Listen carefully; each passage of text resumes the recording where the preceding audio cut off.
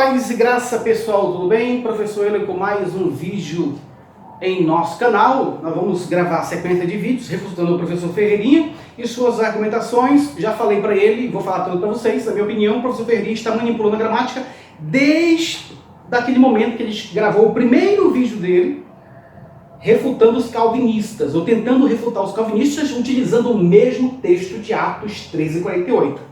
Ele já gravou 5, 6 vídeos só sobre isso. E na minha opinião continua errando. Claro que ele acertou algumas coisas de análise, mas nas principais ele começou a errar novamente. Gravou um vídeo recentemente, supostamente mostrando o meu erro, dizendo rosso e não é, e tudo mais e tal, e trouxe uma explicação porque ele acha que é adjetiva e tudo mais. Errou novamente, claro, né? Se bem que eu poderia considerar o adjetivo restritivo, mas aqui a estrutura é um pouco diferenciada, tá bom? Então ele trabalhou esse quesito e ele me disse o seguinte, que eu ia ser descredibilizado por esse vídeo dele, e ele não falou, ele não estava tratando de forma pessoal, mas de forma técnica, acadêmica, e eu respeito ele perfeitamente. Eu falei, pode gravar, grave, pode gravar e fale mesmo, tá bom? Vamos ver quem é que está sendo descredibilizado. Aí nós somos amigos, mas nós somos professores também, e uma coisa certa, um de nós estamos errados e certos. Na verdade, ele está errado e eu estou certo, tá bom? Desde aquele primeiro vídeo dele, mandei ele tirar o primeiro vídeo, o segundo vídeo, o terceiro vídeo, mas ele não quis. Gravou novamente, mencionou meu nome junto com o Silas Malafaia e os calvinistas. E agora segure, professor Ferreirinha, tá bom? E eu vou gravar vários vídeos refutando os vídeos dele, ok? Depois também ele me chamou para um hangout. Lembrando que nós já tivemos um hangout. Eu e ele. Tinha algumas pessoas lá, ele colocou alguns comentários, né, me desafiando, então eu entrei com o desafio. 2 horas e 40 minutos falando de estrutura perifrástica. 2 horas, tá? Vou apagar isso aqui. 2 horas e 40 minutos falando de estrutura perifrástica, tá? E não saímos disso praticamente, o assunto não desenvolveu e gastamos muito tempo nisso e em outras formas também. Mostrei para ele que ele cometeu alguns erros e a partir dali que ele começou a se corrigir também, mas parece que voltou, nesse vídeo que eu vou analisar, voltou novamente a fazer as separações. Aí, vamos pegar algumas falhas deles anteriores e vamos fazer a comparação, tá, gente? Então, já vai meu abraço ao professor Ferreirinha dizer, vamos fazer o hangout? Vamos, mas desde que eu grave os vídeos refutando ele todo, ele tem que ser refutado, porque está errado. Depois eu vou colocar o vídeo de 2 horas e 40 minutos, aí eu dependo dele, porque eu e ele estávamos debatendo, ele me desafiou, ele falou comigo, vamos debater, então vamos debater, não tenho medo não, vamos lá. E eu posso jogar esse vídeo aqui no YouTube, ok? Eu não sei se ele vai mencionar alguma coisa, gravar um vídeo para mencionar sobre esse vídeo, e se ele me der aval, eu coloco aqui no YouTube, eu coloco no canal do Pastor Marcos, ele coloca, e o vídeo lá tá mais de 2 horas e 40 minutos, e você vai ver aí a pancadaria. O negócio é quente, meu irmão. O negócio é quente. Só para quem tem mente de Cristo mesmo. E seguro aí. E eu tenho um temperamento alto, ele também. Nós debatemos dentro desse pressuposto. E eu estou esperando ele para liberar esse vídeo para poder eu mandar o pastor Marcos, que gravou o nosso debate de 2 horas e 40 minutos, mais ou menos, dentro de Atos 13:48, não falamos tudo, mas só falamos de estrutura perifrástica praticamente, e eu corrigi ele dentro desse quesito, né? Ele disse que me corrigiu também, mas, bem, vocês vão ver o vídeo. Aí depois, se ele quiser, a gente grava um outro vídeo, um outro hangout, beleza? Essas são as condições. Agora, professor Ferreirinha, nesse vídeo que está aqui, esse vídeo chamado Malafaia ou Euler e o Calvinismo, ele diz o seguinte, ele afirma peremptoriamente que a tradução seria: foram designados, ordenados, porque creram. Esta é a tradução do professor Ferreirinha. Foram designados, ordenados, porque creram. E ele defende disso. Na verdade, é o contrário da oração. Na verdade, ele diz que, dentro dessa análise que ele faz, ele está dizendo que Episteusan episteusan é a oração praticamente subordinada. Praticamente subordinada, é a prótese. E rosso, esan e tetagmenon é a oração principal, a apólise, a oração principal. Então ele está invertendo os valores. Na verdade, e creram todos os que haviam sido ordenados para a vida eterna. Não é assim, na visão do professor Ferreirinha. Foram ordenados para a vida eterna, creram, por isso foram ordenados para a vida eterna. Foram ordenados para a vida eterna porque creram. Esta é a ideia. Foram ordenados para a vida eterna. Ele defende o Silas Malafaia, mas está apanhando. Ele fala de 1-0, 2-0, mas ele está apanhando feio, claro, com todo respeito à pessoa do professor Ferreirinha. Né? Ele, o seu Malafaia e os seus asseclas e companhia está realmente muito difícil de refutar as minhas análises, as minhas argumentações, de fato e de verdade. Ok? E vou mostrar a tendenciosidade do professor Ferreirinha utilizando gramática. Ok? Vou só analisar algum aspecto e vou analisar outras coisas mais, mas depende de um outro vídeo. Tudo bem, gente? Então ele define a tradução: foram destinados à vida eterna porque creram. Ou seja, a condição é crer, não é mais tetagmenon. Mas vamos deixar o professor Ferreirinha falar. Então, senhores, como eu, dando sequência ao vídeo, como eu estava falando no vídeo 1, a voz passiva não diz que creram porque foram ordenados, apenas diz que é Deus que ordena. Claro, é Deus que ordena, é Deus que salva, todo mundo fala isso. Agora a pergunta é, o fato de ser Deus que ordena, diz que essa ordenação é a razão que eles creram? Eles creram porque foram ordenados? Claro que não. Eu já mostrei isso categórica, enfática e nitidamente no meu vídeo anterior. Mas vamos dar uma continuidade. Vamos pegar aqui o particípio. Para que o particípio, a forma particípia, fosse a causa, para que ordenados fosse a causa de eles crerem, o particípio ele precisaria ser causal. O que é causal? Promover a causa. Nós temos um exemplo disso em Mateus 1,19. Mateus 1,19 diz que José tentou deixar Maria secretamente. Por quê? Porque dicaios, porque ele era justo. Só que se era justo aqui, o particípio dele e José... Rapidamente, pessoal. Observe que ele está analisando só o particípio. Por isso que ele erra. Analisar só o particípio. Diz que o particípio ser condicionar, episteusa. Se isso aqui ser a causa, ele tem que ser causal, técnico ou modal. Quem fala isso é o professor Ferreirinha. Analisando somente o particípio em detrimento da oração inteira.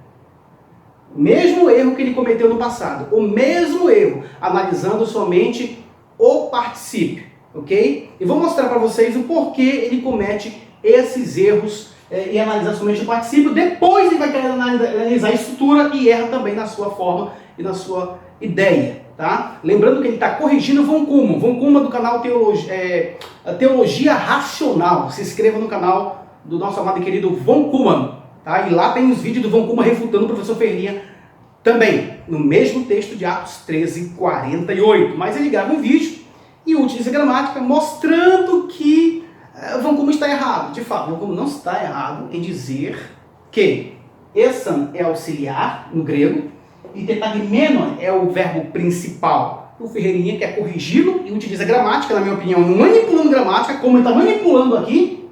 Por quê? Fala de causal, técnico e modal sem olhar a estrutura, e claro que eu concordo com ele aqui, mas ele não está analisando para vocês toda a estrutura, ele não está. Ele está falando, ele vai analisar somente essa estrutura aqui técnica, porque o técnico não se utiliza de particípios perfeitos propriamente ditos. Sendo justo. Por que José tentou deixar Maria secretamente para não difamá-la? Porque ele era justo. Particípio causal. Nós não temos isso aqui. O particípio télico, nem precisava eu falar disso, particípio télico, porque o particípio perfeito não se enquadra dentro do télico. Qual é o télico? Aquele que produz finalidade, fim. Particípio télico não se encaixa aqui. em hipótese alguma. Deixemos, se Elias vem salvá-lo, erretai, sócio, se Elias vem salvá-lo, erretai, sócio. Você vê isso em Mateus 27, versículo 49. Isso seria a forma térmica. Mas o particípio perfeito nem trabalha a forma térmica, não pertence à forma térmica. Se você tivesse a forma modal, particípio de modo, Judas disse: eu pequei. Pecou como, Judas? Como foi que você pecou? Eu pequei. Remarton. Sangue inocente. Remarton o quê? Remarton. Paradus. Eu pequei traindo. Mateus 27. Só conferir o texto. Mateus 27,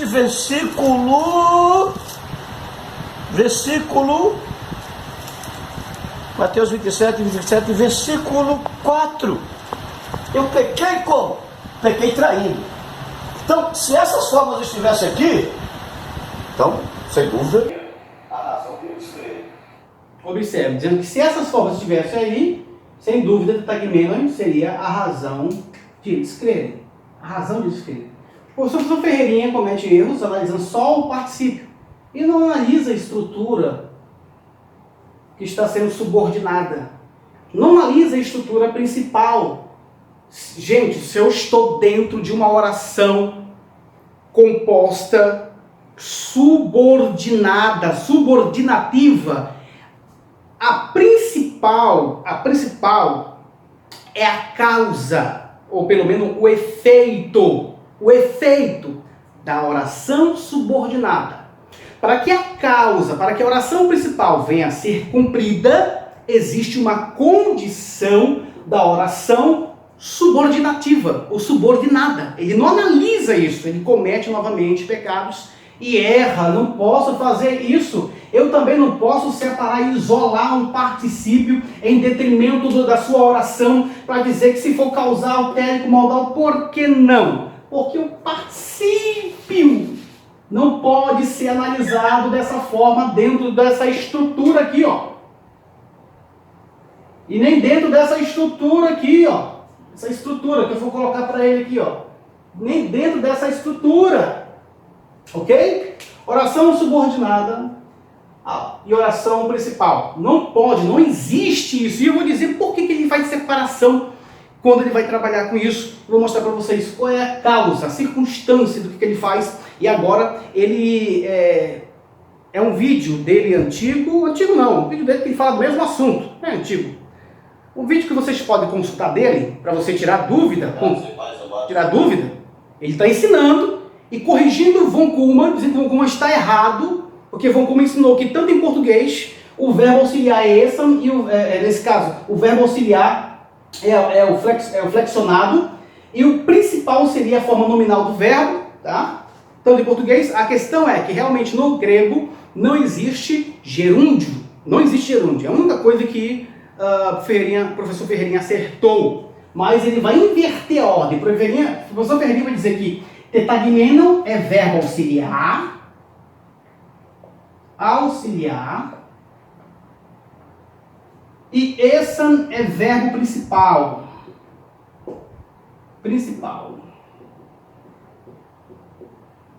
E como eu falei que ele está usando a gramática tendenciosamente, ele vai dizer isso aqui. Eu não sei se ele mudou, porque eu já avisei ele para ele tirar esse vídeo. Tá? Ele tirar esse vídeo, mas não, ele quer deixar da mesma forma. Verbo principal é essan e verbo auxiliar. Ele vai botar a culpa na dislexia, mas aqui não é dislexia não. Aqui não é, porque ele está corrigindo alguém. Os amigos seguidores do meu canal. Aqui 18, a partir do minuto 20. Aqui, a partir do minuto 20 aqui, perfeito. Ele está corrigindo Von Kuhlmann, ou tentando corrigir. Já começa a deixar claro que ele aprendeu, mas devia ter pegado a minha deixa e feito uma pesquisa melhor, para você ver a diferença. Não existe gerúndio na língua grega. Segundo erro dele, em grego, o auxiliar não é o verbo flexionado, como é em português, que seria o auxiliar em português. Aqui ele está corrigindo von Kuhlmann, tá, gente? Só para deixar bem claro. Está corrigindo von Kuhlmann, na mesma estrutura de Atos 13 e 48. Ok? Quem debateu primeiro com ele foi von Kuhlmann. Tá? Vamos lá. Se em português o verbo principal é a forma nominal, em grego o principal é a forma flexionada do verbo, no caso, o imperfeito. Veja bem, outro erro dele, lembra que eu citei? Observe que ele escreveu, ele tem parece que um diário aí, algo, ele escreveu isso, tá? Significa que ele sabe o que está falando, sabe o que escreveu, e aqui não é dislexia. Não é dislexia. O que ele afirmou agora? Ele afirmou que no português o verbo principal é a forma nominal, correto, e o auxiliar é o flexionado, está correto. Agora ele disse o quê? Que no grego é diferente. No grego ele diz que o verbo auxiliar é o principal, ele diz que esse verbo é principal, e esse verbo aqui, que seria uma forma nominal do verbo, é auxiliar. Então, esse seria verbo principal e tetagmeno seria verbo auxiliar. Eu queria saber em que gramática ele está lendo. E ele vai querer provar na gramática isso aí. Tá bom? Vai querer provar na gramática e vai citar a gramática de uma forma errada. Já avisei a ele, tá, sobre esse vídeo dele, mas ele deixou aí e eu falei que eu ia refutar todos os vídeos dele. Por isso, pode refutar. Tá tudo correto. Vamos ver se está correto mesmo, professor Ferreirinha. Mostrando aqui a gramática portuguesa e dando a deixa no meu vídeo anterior. É em português. Isso é em português. Em português. Veja bem, em português, na perífrase, o verbo principal é o verbo na sua forma nominal. Mas primeiro, isso não tem como ser em grego. Por que não tem como ser em grego? Porque primeiro, em grego não existe gerúndio, que é uma forma nominal do verbo em português.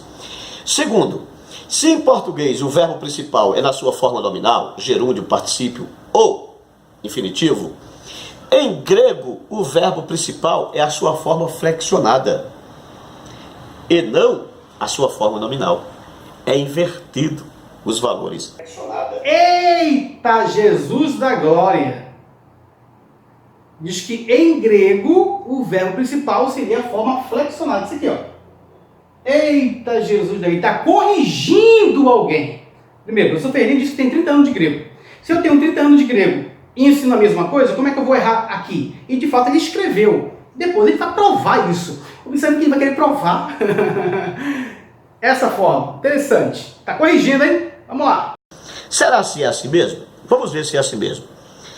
O Wallace, página 614. Nós vamos navegar hoje na gramática, gente. Como eu falei, vai demorar um pouco, mas é um aulão de língua grega. O Wallace, 614. O Wallace, 614. Vamos lá? Daniel Wallace, página 614. Abre aspas. O particípio aoristo normalmente denota um tempo antecedente ao verbo principal. O particípio aoristo geralmente denota um tempo antecedente ao verbo principal. Então o particípio não pode ser o verbo principal. Vamos ver ainda o Wallace, página 622. O Wallace... Olha, ele está citando a gramática de forma errada. Aqui fala somente de particípios e não dentro dessa estrutura aqui. Se não fosse dentro dessa estrutura, de fato, o particípio não poderia ser o verbo principal, porque o verbo principal é um outro verbo, ok? Ele seria um verbo não principal, tá? Não principal, seria um outro verbo que era o principal. Agora, dentro da estrutura perifrástica, professor Ferreirinha, esse particípio é o verbo principal. Ele está citando gramática, gente. Isso que eu fico louco. esse, quando falar do verbal do particípio, é só particípio, é sem construção perifrática. Sem construção perifrática, eu vou provar isso, mas ele está citando gramática. Vamos lá, para mostrar que a argumentação dele é boa. Assim, página 622. Vamos lá. Wallace, página 622. Abre aspas. O particípio adverbial ou circunstancial é subordinado gramaticalmente ao seu verbo controlador, normalmente o verbo principal da oração, tá? Normalmente o verbo principal da oração. Duas coisas você já mata aqui de cara. Primeira, em grego, olha só, tá lendo de novo a errada gramática. O particípio adverbial ou circunstancial subordinado gramaticalmente ao seu verbo controlador. Ele está pegando essa gramática e está aplicando aqui. Está errado, professor Ferreirinha. Aqui é só particípio. Aqui, ó, nós temos uma construção perifrástica. Perifrástica. Ok? Aqui nós temos tempo composto. No tempo composto, eu tenho que ter um verbo auxiliar e outro verbo principal. O auxiliar é esan e principal é tetagmenon. Ele inverte, diz que o verbo principal é esan e o verbo auxiliar é tetagmenon. Ok? E ele está usando a gramática para se justificar, querendo corrigir alguém. E ele falou o seguinte, que a partir do vídeo que ele gravou hoje, parece que ele gravou ontem, gravou um vídeo, né? ontem gravou um vídeo, mostrando, dizendo que as pessoas iam... eu ia cair em descrédito por causa das minhas análises. Eu acredito que não sou eu que vou cair em descrédito. Ok? E o professor Ferreira ainda quer debater comigo ainda, mas tudo bem. Tá? Ele está usando a gramática de Daniel B. Wallace para dizer que esse particípio aqui é o auxiliar. De fato, não é, professor, e vou provar por quê. O verbo principal não é o nominal, mas é o flexionado. E segundo, o verbo subordinado é o particípio e não o verbo flexionado. Deixa aqui, já citou a gramática de Daniel B. Wallace. Ok? Acompanhe na sua tela, tá? Vamos utilizar uma gramática. Gramática de Valdir Carvalho, lembrando que alguém já corrigiu ele acerca disso. Tá? Eu estou somente frisando porque ele utilizou o tetagmeno para dizer que não é causal, modal ou télico, ou seja, analisando o particípio somente fora da estrutura. Se ele fizer isso, ele erra. Ele errou no passado, ou seja, ele gravou mais de 5, 6 vídeos só sobre isso aqui. E eu falei para ele tirar, que estava errado, ele não quis dizer que estava errado, tudo mais e tal. Falou que é dislexia, mas ele escreveu, gente. E está utilizando uma gramática, gente. É brincadeira, professor Ferreirinha, é brincadeira. Lembrando que sempre minha argumentação não é na pessoa dele, mas é na argumentação dele. Eu afirmo que ele está manipulando a gramática desde o começo até o presente momento. Tá? Mas vou mostrar aqui, ver na tela, sobre a obra de Valdir Carvalho Luz, tá? Volume 2, página 1084, e ele vai falar sobre a formação do particípio, ok? A formação do particípio. Ele tem essa obra, mas não foi consultada. Vamos lá. Formação. Expressa-se esta formação perifrática locucional pelo binômio. Particípio, isso aqui, ó, PTC é particípio perfeito ativo do verbo principal. Logo, o verbo principal é o particípio perfeito ativo do verbo principal. Aí ele vai falar seguido de quê? Ou precedido pela inflexão conveniente do presente ativo indicativo de eime, no caso do perfeito, ou de forma adequada do imperfeito. Então, eime é o verbo auxiliar. E o perfeito, particípio perfeito ativo, é o verbo principal. Então, ele vai dar aqui uma forma interessante aqui. Página 1084, agora 1085. A forma que ele vai dar é isso aqui, ó. Para eu ter o perfeito ativo indicativo, eu preciso do particípio perfeito ativo do verbo principal Mas presente ativo indicativo de Eni, que é o verbo auxiliar, gente. É o verbo auxiliar. O Ferreirinha ainda continua manipulando a gramática e dizendo que não é assim. Para eu ter o mais que perfeito ativo indicativo, eu preciso do participo perfeito ativo do verbo principal. Logo, Eni não é verbo principal, Eni é verbo auxiliar, professor Ferreirinha. Observe, pessoal, aqui, ó. Alguém já havia corrigido ele. Entende? Então, dentro desse pressuposto, professor Ferreirinha, claro que vai ser outras correções a mais, eu vou fazer isso passo a passo, porque eu trabalho, tá bom? E o cara quer debater comigo, mas tudo bem, tá? Respeitando ele e a sua argumentação. E ele diz, isso aqui, o verbo principal está errado. E por que eu menciono isso? Novamente, porque ele trabalha, novamente com erro, analisando isso aqui e quer citar gramática. Não pode analisar por quê? Isoladamente, porque ele está dentro de uma estrutura perifrática, que futuramente eu vou corrigir essa questão do professor Ferreirinha, né, o mal entendido que ele tem. Tá? Uma outra coisa interessante que ele gravou no segundo vídeo dele, tá, sobre isso, é mostrar que, isso aqui que eu vou frisar, na verdade o vídeo é rápido, tá? Que kai episteuson seria uma oração principal e Rossoi esan determino seria oração subordinada, tá bom? Ou oração subordinada. Oração subordinada.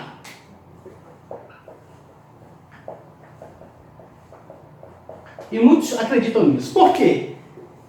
Isso aqui tem que ser principal na mente do Ferreirinha, porque ele está condicionando isso aqui. Só foram destinados, designados, porque creram. Então, se porque creram, essa oração seria a principal. Essa oração, na verdade, seria uma oração não principal. Melhor dizendo, seria uma oração subordinada. Dentro dessa quesito que ele está trabalhando. Ele vai citar particípios todos fora de contexto. E aqui seria uma oração principal. Ou seja, a oração subordinada é a condição para que se cumpra a oração principal. Na mente dele, todos foram destinados porque creram. Oração subordinada. A oração subordinada é a condição para a oração principal ser cumprida. Na verdade, está errado novamente. A oração principal é esta aqui, professor Ferreirinha. E não esta aqui, professor Ferreirinha. Ele vai trabalhar nisso porque ele vai trabalhar com os coletivos, tá? Dentro das orações que estão aqui em cima. A conta dita etne e kairon e o kai é doxadion ton logon dum queriu. E ele vai dizer o seguinte, e episteusan, e creram. Ele vai dizer, e creram por quê? Porque ouviram, aí o efeito se alegraram, né? E glorificaram a palavra de Deus, creram. Creram porque ouviram. E se creram porque ouviram, então condiciona Rossoi esan tetagmenon. Então, dentro desse pressuposto, nós observamos o seguinte, se isso aqui está condicionando isso aqui, logo esta oração é principal. Ou oração subordinada, melhor dizendo, oração subordinada. Mas não existe gramática no mundo, e eu quero que ele prove isso, que esta oração aqui, ó, é subordinada. Não é subordinada, é oração principal e essa é subordinada que mostra a sua condicional. E ele trabalhou perfeitamente logo no primeiro vídeo dele aqui. Diz que essa oração aqui é principal e essa aqui é subordinada. Beleza, nós temos duas orações. Mas ele diz que isso aqui condiciona esse porque creram, porque ouviram a palavra. Aí sim foram destinados. Erro novamente, não existe, gente. Oração subordinada não é essa aqui. Oração subordinada é essa aqui, que é oração subordinada. Isso aqui é oração principal, gente. Oração principal, professor Ferreirinha. Agora o erro foi dobro, duplo, triplo, quádruplo. Não existe isso. Não existe a tradução foram destinados porque creram. Por quê? Não existe. Oração principal é isso aqui, ó. E oração subordinada é isso aqui. A oração subordinada é a condição para que se cumpra a oração principal. A condição é essa aqui, ó. Rosso e menos. Todos que haviam sido destinados à vida eterna creram. Porque isso aqui é a oração principal. Para que se cumpra a oração principal, para que ela tenha o efeito, eu tenho que ter a causa. Eu tenho que ter a subordinação. Isso é gramática. Isso é gramática. Novamente, o professor Ferreirinha quer gravar vídeos me refutando, mas minhas argumentações são irrefutáveis. Irrefutáveis. Vou mostrando, utilizando gramática para cá e para ali. Para cá e para ali, para cá e para ali, para cá e para ali, para cá e para ali. Mostra alguma coisa, pessoal? Não mostra nada. Eu falei, o professor Ferreirinha está manipulando gramática, claro, todo respeito à pessoa do professor Ferreirinha, que é uma ótima pessoa, ok? Mas manipular gramática na cara de madeira aqui é demais, professor.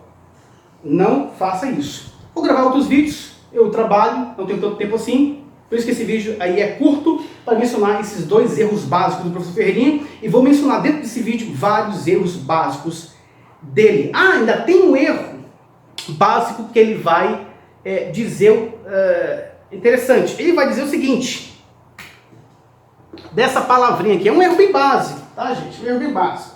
No versículo 46, ele trabalha isso aqui, ó. Poteste? Acho que é poteste. No versículo de número 46, tá bom? E nesse versículo de número 46, ele diz que essa forma aqui, apoteite, é um verbo na voz média. Verbo na voz média. Entende? Que foi a si mesmo, eles a si mesmo, novamente cometeu um erro. Na verdade, o formato é médio. Nós chamamos isso de médio passivo depoente. Depoente, professor Ferreirinha. Quando eu tenho um verbo que ele é na sua forma média, mas ele não tem uma forma ativa, ele passa a ser médio, passivo e depoente. Essa forma é tanto para a voz média quanto para a voz passiva, não se distingue, ok? Aqui ele trabalha no tempo presente, né? Então, é médio passivo, e o médio passivo, se for depoente, ele se depõe da sua forma, do seu significado médio, e assume um significado ativo, tá? Eu estou com essa obra aqui, ó. Obra aqui, Grego Analítico do Novo Testamento, Barbara Freiberg e Timothy Freiberg, ok? Na página 414, 13:46 de Atos, Praxis, 13:46, aqui, apoteite, verbo indicativo, presente, depoente, médio passivo, ok? Sigla, VIPPN, vamos ver aqui a sigla, VIPPN, verbo indicativo presente N, média ou passiva, ou seja, média passiva depoente, na verdade, média passiva depoente, N, média passiva depoente. Tem como ver isso aí? Cadê? N aqui, ó, média passiva depoente. E o médio passivo depoente, você pode analisar qualquer gramática. Você pode analisar nesta gramática aqui, de James Swetnam. Você pode analisar os médios depoentes de Lourenço Stênio Rega, que é uma gramática muito boa, tá? Deixa eu ver aqui, as condicionais, depoentes médios, depoentes passivos, lição de número 15, imperfeito do indicativo, verbos defectivos ou depoente, página 135,